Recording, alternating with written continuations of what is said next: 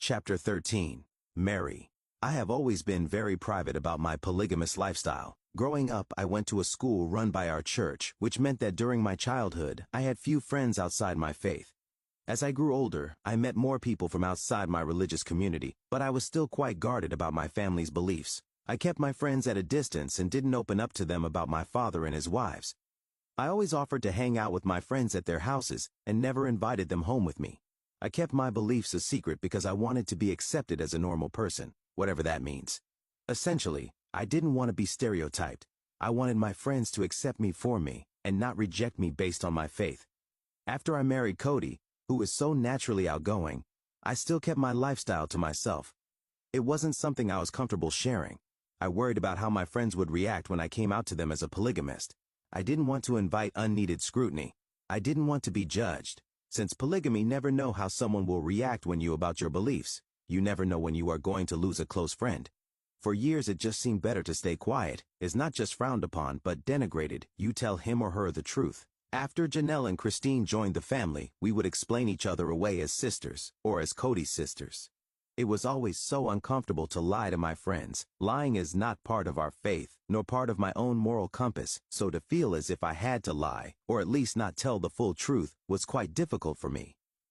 Unfortunately, we felt that keeping the truth hidden about our family was a necessity. Growing up, I heard many stories of fathers in polygamous families who were sent to jail for their beliefs. I heard about children taken from their families and wives sent to live in different states in an attempt to preserve the spiritual family structure. Once Cody, Janelle, Christine, and I had kids, we didn't want to do anything that would jeopardize our family. We needed to stay together even if it meant hiding the truth about our lifestyle. Nothing was going to split up our family. A lot of polygamists prefer to live in smaller, closed communities where nearly all the residents are of the same faith. These communities, which are actually fully functional towns, have businesses and stores, and some even have their own zip codes. There is a school and, of course, a church. Since everyone shares the same beliefs, it's simple to be open about the polygamous lifestyle. I've never lived in a community like this, either before or since my marriage. For years we hid in plain sight. It is a testament to how, and I hesitate to use the word, normal we are, that not many people suspected there was anything different about our family. We worked, we had friends outside our faith, we participated in civic life. For many years I tried not to technically lie. I always tried to answer questions in a way that might make me feel not so guilty, but I was still not being honest. This is a hard game to play. You always have to remember who you told what to. It was always difficult for me to deny the truth about myself and my family. Lying about our lifestyle transformed something we believed to be beautiful and sacred into a dirty little secret, something that people might think I was ashamed of. It was exhausting and frustrating. The year before we decided to participate in Sister Wives, a very good friend of mine, with whom I'd worked for a few years, invited me to his wedding. Scott and his fiancée, who were both LDS, were planning to get married in the Mormon temple. In the LDS faith, the temple is a very sacred place, and the only people who enter are devout members of the faith who follow specific guidelines. Since we are not members of the LDS faith, the temple would be off limits to us. Cody and I would be unable to witness the ceremony. Since there is considerable overlap of beliefs between my faith and the LDS faith, Scott always assumed that I was a conventional Mormon, and I never bothered to correct him. Naturally, when he invited Cody and me to the wedding, he never imagined he was breaking a fundamental rule of his faith. Cody had been suggesting for quite some time that I open up to Scott about my family and my faith. I was too concerned about losing a friend, so I just wasn't willing to do it. I told Cody I was just going to make an excuse to Scott and say we couldn't make it. Because Scott and I had been such good friends, Cody felt that Scott deserved to know the truth about why we couldn't attend his wedding, not just blowing him off saying we couldn't make it. He was very emphatic now that we needed to tell Scott the truth. Cody and I arranged a dinner with Scott and his fiancée. I was really nervous. I had no idea how Scott would react. My worries were twofold. On the one hand, I was worried that Scott would reject me for my beliefs, and on the other, I was worried he would be angry that I'd lied to him for so long. Over dinner, Cody managed to steer the conversation around to how Scott and his wife met. After he heard their story, he shared ours. Cody told them that when he returned from his LDS mission, he fell in love with a woman whose father had 5 wives. It took Scott a moment to realize that Cody was talking about me. Once Scott caught on, we explained that we had embraced my father's faith as well and were practicing members of the faith, with a much larger family than Scott had ever imagined. When Cody and I were done speaking, Scott was silent for a moment. Then he began to apologize. He apologized for putting me in such a difficult position by inviting me to a wedding I couldn't attend. He apologized if at any time during our friendship he might have made a remark about polygamy that was insensitive. I thought it said so much about Scott's character to be the one apologizing, when I was the one who really needed to apologize to him for not being honest about who I really was. Even though we couldn't attend the ceremony in the temple, we still went to Scott's wedding reception. I felt honored that Scott had considered me such a close friend that he would invite us to his temple wedding, and I was so relieved that our friendship was still intact after opening up about my family and our beliefs. Since then, Scott and his wife have met and accepted our entire family, and even once appeared briefly on an episode of Sister Wives. Incidents like this were frequent in our lives. I think our entire family was starting to feel that in order to live our lives to the fullest, we needed to make some changes. Cody is a dreamer, which is one of the qualities I love about him. He tends to reach for the stars and in so doing can come up with some pretty amazing ideas. During our 22 years together, I've learned to listen to his ideas and realize that while some are great and we can make them happen, some can be less than realistic, and we need to allow them to fall by the wayside. Cody had talked for more than a year about wanting to do something to show that plural marriage can be so much more than what was usually portrayed in the media, but it took some time to figure out just how to do that. When we met Tim Gibbons, our producer, and the idea of doing a television program was introduced to us, Cody got on board with the idea long before I did. When he told me he was interested in doing a reality program about our family, I just shook my head and let it slide. After all, I assumed this was another one of those plans that he would eventually drop. I was wrong. Cody did not drop the idea. In fact, he became more and more drawn to it. Soon his discussions of doing a television program went from abstract to serious. Cody felt that he was truly called to the cause. As our family has grown, so has the time we've devoted to family discussions, decisions about money, schooling, and our living situation. As Cody realized more and more the importance of doing the show and the calling he felt to it, these discussions became more frequent and more urgent. We spent hours running through the pros and cons of going public. Initially, I resisted the urge to come out as a polygamist. I have never been ashamed of my lifestyle. In fact, quite the opposite. However, I didn't want to be judged for it. Most of all, I didn't want our children to suffer because their parents had revealed themselves to the world. Cody explained that this show was important and necessary. We needed to step out from the shadow of Warren Jeffs and the FLDS, who for too long had been the face of polygamy.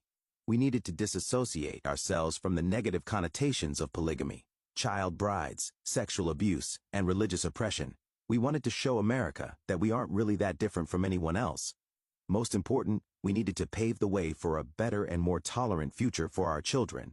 This, Cody explained, would be the purpose of the show. Although Cody felt called to do this show, it took me a while to come to terms with going public after having guarded my privacy my whole life. It took many conversations with Cody and the family before I started to feel comfortable with the vision he had in mind for us. It also took many conversations with God. I knew we would be looked down upon for taking our family public, so I needed a strong indication from God that this was what he wanted for us. Deep down in my heart, I knew Cody was right. Secrecy breeds evil and unhappiness, and for too long, that is the only thing about polygamy that had been portrayed in the media. While I was nervous about all the repercussions of taking our story public, I knew that I needed to support my husband. Ultimately, I wanted the world to know that what most people think of when they think of polygamy has no place in our family. We are a great family, with the normal disagreements and laughter, heartbreak and happiness of any American household. I guess I started to believe that our story was worth telling. I contemplated long and hard over my decision.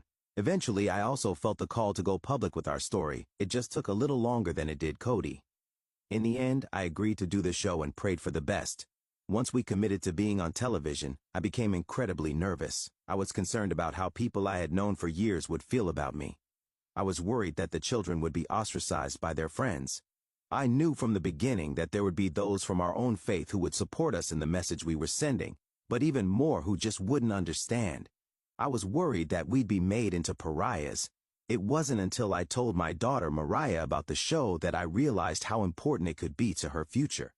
I explained to her that our primary intention in doing a reality program and opening up about our faith was so people would be more accepting of our beliefs. After I told her this, Mariah said, "Mom, you say that you are doing this so that we all can be open, but I've never been secretive about my faith. I've always been open with my friends. While this was true, most of Mariah's friends at the time were kids from our own faith, so there really was no risk involved. She was still young, and her world was the church and the church school. I had to point out to her how easy things can be when you rarely associate with anyone outside the faith. Mariah is so confident in herself and her faith that it never occurred to her that there could be a whole world out there opposed to her lifestyle and her religion. Unlike many of our other children, until that time, Mariah hadn't had a lot of experience with friends outside our religious community. She is a very spiritual young woman and dedicated to our church. She's naturally drawn to people who share her morals, standards, and beliefs, which usually means they share her faith as well. She hasn't yet had the misfortune to suffer on account of others' intolerance, and she doesn't know what it is like in the real world, the cruelty and fear that might temper her enjoyment of life. As her mom, I want to protect her from having to experience these things. Yet I don't want her believing that our religious community is the only place that she could be safe being who she is. There's a big world out there, and I want her to enjoy it without having to lie about her beliefs. At the young age of 16, Mariah has already expressed a devotion and desire to live the principle of plural marriage and remain in our faith. While I know she's a teenager and may or may not actually follow through with this plan, I hope that when the time does come, she will be confident enough in herself and her relationship with God to be able to come to her own decision. I believe in order for her to make this decision, she needs to feel comfortable in the society of those outside our faith. She needs to have a wealth of experiences before choosing the path for her adult life. I want the world to be a safe and tolerant place for her. When we thought about doing Sister Wives, I knew that if all went well, the show would make it possible for Mariah to live openly, without feeling judgment or oppression. She might live as she pleased in public without fears of ostracism or rejection. She would be given freedom and opportunities that I wouldn't have dreamed of when I was her age. The first day the camera showed up at our house was strange and uncomfortable. I was completely unprepared when I came up the stairs into my living room and saw a cameraman there. I had no idea how to behave. I felt awkward trying to act as if nothing out of the ordinary was happening. I'm not the actor in our family. That would be Christine. When the cameras first started rolling, it was difficult to behave naturally as the crew instructed. It took all of us a while to adjust to having our lives filmed. Whenever the cameras were around, the kids, who are excitable enough, became hyper. Family dinner, our Friday tradition, went from mild chaos to an all-out zoo. I did my best not to modify my behavior for the cameras, but it's hard not to be aware of how you look when people are filming you every hour of the day. One of the things that I'm very particular about is not letting myself be seen without my makeup. When Tim Gibbons, our producer, wants to film an early morning episode, I'm up an hour beforehand getting ready, doing my hair and makeup. This way I can truly look like a TV star, waking up in the morning with perfect hair and makeup. This doesn't really have anything to do with being vain. I think of it as protecting the world from a good scare. Eventually I grew used to having my life filmed. Often what they're filming seems really uninteresting, which I guess is good in a way. After all, we are a pretty normal family that does normal things. I'm happy to show the world our everyday reality and diffuse the myth that there is anything weird or inappropriate about our lifestyle. However, every once in a while, private issues crop up that we don't want to share with the public. In general, the crew is respectful of our wishes to keep some issues off camera. They will generously leave the room when we need privacy to deal with a particularly difficult matter. Of course, the production staff does push and probe us. They want drama after all. Since I'm a black and white person, I don't hold back, even on TV. It's not in my nature to sugarcoat things, even for a national audience. On TV, as in real life, I can only be my honest self. The Mary you see on the show is the person you'd meet face to face. I don't think any of us realized what a strange experience it was going to be discussing our lives in front of a producer. The couch sessions, in which we talk about issues and problems, were a real wake-up call for our family. We had to learn to think before we spoke. At first, when the producer would ask us questions about a particular situation, each of us would answer as if he or she was alone with the camera, and not sitting on the couch with the rest of the family. Often one of us would inadvertently throw a sister wife or Cody under the bus, publicly airing a grievance that would have been better dealt with in private. These couch sessions turned into a public form of therapy. Issues that might have remained dormant were quickly brought out into the open. One of the things that the producers were eager to dig into was my relationship with Robin. They latched onto my struggle with Cody and Robin's courtship and exploited it into a major storyline. I can't really blame them. After all, this was, in reality, what I was dealing with at the time when they first started filming the show. Robin and I were going through an unbelievably difficult period. After getting the ball rolling between Robin and Cody, I had just stepped back in order to allow them to have the time, space, and freedom to get to know each other better. I was at a low point, feeling unwanted and unloved. I know I wasn't being as kind or welcoming as I could have been. Despite this struggle, Robin and I knew that we wanted a good relationship with each other.